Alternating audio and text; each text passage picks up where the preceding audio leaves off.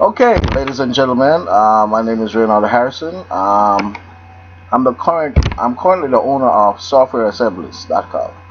I'm here today to talk about bugs and how a startup should handle bugs. I'm going to use the iOS device as my demonstration and my device to use bugs and coding. Um, I found this great article online.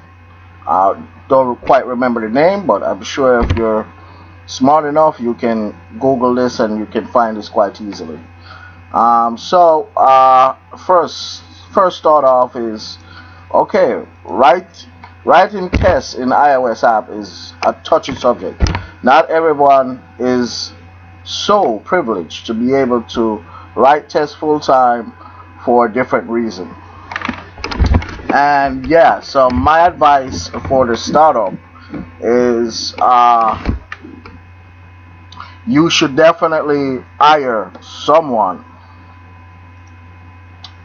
that that's all they do is handle bugs. They find bugs, whether it's a senior programmer, and they resolve bugs. Or you can outsource your finding bugs and resolving bugs, or you can split that up like my company does. Is basically we use a great company called User Testing, and basically submitting the app and letting end user just walk through it and test away and find bugs and let us know what's going on. Um, the other stuff is you have a dedicated company or a individual who is going to walk through the code and resolve those bugs, and at the end of resolving those bugs you should have a full write-up why the bug was there, what was going on, and how did the programmer resolve it. um, if you look in the first page here, we're only going to cover this page, and then we're going to make a next video for the second page. um, so I would argue that if a part of a smaller team test can even more helpful than in a big corporation. So yeah, even a big corporation does this.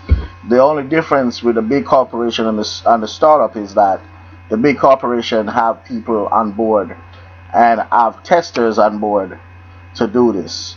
But I would advise a startup to just split things out, outsource certain things to an American company, and go from there. Let's look at a practice and the tips for writing maintainable tests in your iOS app. Um, red, green factors. Red, writing failing tests first. So that means you're gonna write a piece of code that just fails purposely.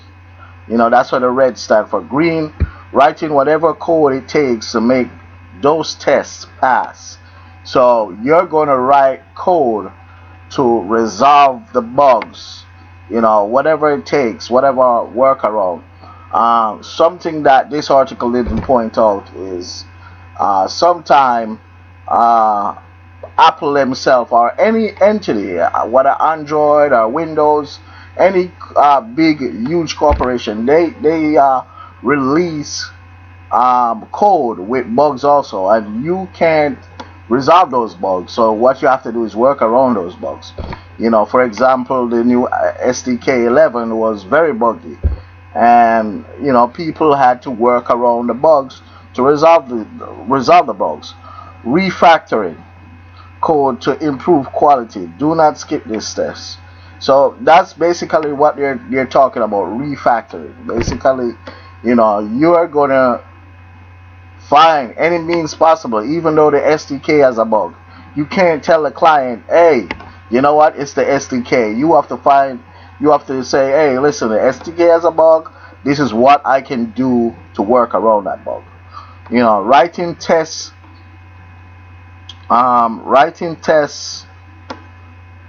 first gives you a clear perspective on the API design by getting into the mindset of being a client of the API before it exists.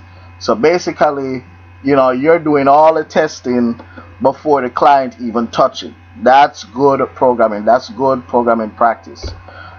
Sometimes the client will pressure you. Oh, she's under the gun. These are investors. She has to answer to investors. You can't. Basically hand over the code because you're being pressured to hand over the code. You should always test, test, test. Even though the release date that you might give the client is well beyond pass, you still have to make sure you eliminate a majority of the bugs, and have a good feedback, because these clients, that's how they view you. Is if your app is buggy, you don't get a good review, you don't look good. So basically what I'm saying is try to eliminate as much bugs as possible. The other thing that you can do is most apps have a milestone basically set up. You should never add on to the milestone or agree to the client that you can modify the milestone. You should always finish whatever you have in the milestone first, and then you can create a next contract and say, okay, this is what you want, and then add on the pieces the client want. Because if you tend to add on to the milestone and make constant changes, you're going to create a buggy application, and you don't really want to do that. Good tests serve as great documentation of expected behavior. That is very true. Documentation is everything sometimes, especially if the client is going to move on, and basically, you know, they never tell you that they're moving on, but they might hint, hey, do you document this, or you're paying for documents? No problem. Documentation is key. You as a client should never accept code without documentation. But on the other hand, documentation is not free. You have to pay for it. It's no different from a programmer coding and paying him. You have to pay somebody to document, and documentation is very important. Both on the UI side and user experience side and the code part. Full documentation of your application is so important. Okay, it gives you confidence to constantly refactor your code, because you know that if you break anything, your tests fail. Then basically it's just covering what I summarized a while ago. So very important. Do you understand the problem enough to write good test requirements? That's the next thing. If you don't really understand why your application is breaking, you can't really write a test. And that's the very first thing. You have to walk through your code. When I say walk through your code, read every single line of code, and even if that line of code is going into a function, or a subroutine, then you gotta do that. You gotta walk through every line of code, and basically you should be able to explain each line of code, every line of code you do.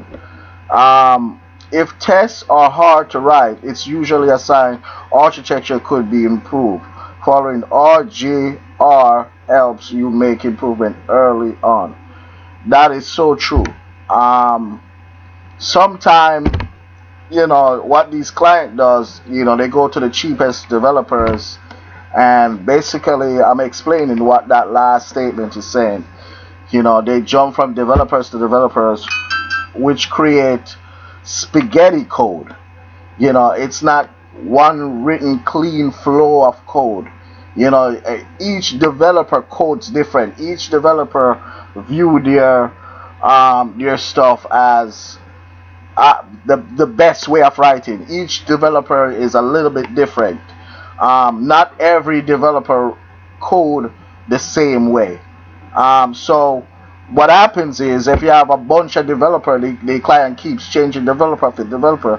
It's going to become spaghetti code. It's going to become no documentation is going to be on there, and it's going to be hard to follow and hard to fix. And you have to pay somebody to change the architecture, the flow of the program. Okay, to be continued.